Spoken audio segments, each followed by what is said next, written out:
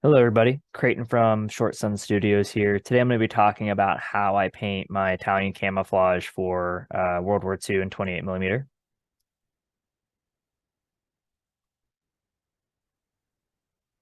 The first three steps I go through is I begin by basing the whatever camouflage clothing I'm going to be painting with a one-to-one mix of Vallejo's black and Russian uniform.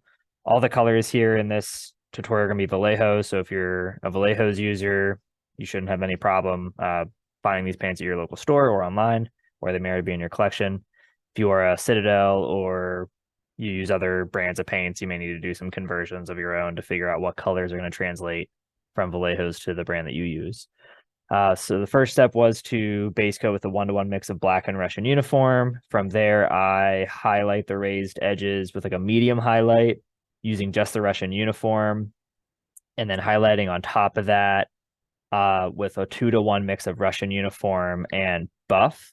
And this is going to give me 3 layers to my highlight for the basic tunic.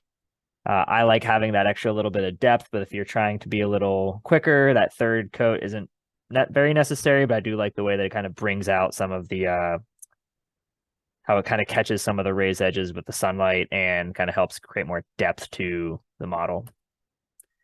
The next steps are to apply the brown patches. For this, I use German Camouflage medium brown, and then I highlight over that with a 2-to-1 mix of German Camouflage medium brown and buff. And you can see from the before and after the application of these brown spots and then the highlighting as such. For the brown spots, I like to use kind of like amoeba shape with like long, skinny fingers.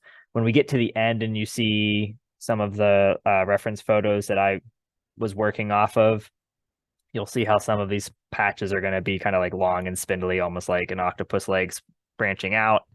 I really tried to capture that dimension with how I painted my brown splotches. The next steps are to apply these like yellowish patches over top of the brown. For this, I use Vallejo's yellow green and then highlight it with a 1-to-1 mix of yellow, green, and buff. And for the camouflage, these are usually just like smaller little oval kind of circle patches. Typically, I notice that they like to be tucked into some of the corners of the brown.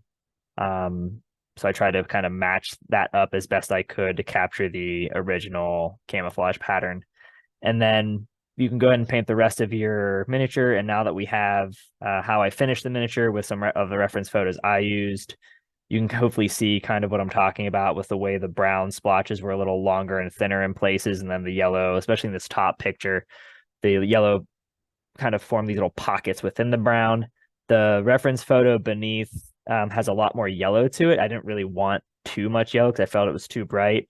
But just like any camouflage pattern from the era, depending on which reference photo you're looking for, you're going to have different patterns and colors. And there's like a general theme to them, but it's not uncommon for these camouflage patterns to be unique based off of who is making them and in what year. So that's how I went through painting my Italian camouflage for my Elysium, my parachutisti. But as you can see in the reference photo, the Germans also took advantage of the Italian uniform. So you might see some German troops running around Italian camouflage as well. If you guys have any questions, you know where to find me. You can just comment here. You can look me up on Instagram at Short Sun Studios. And if you have any follow-up questions, I'm happy to help. Cool. Happy painting. Thanks.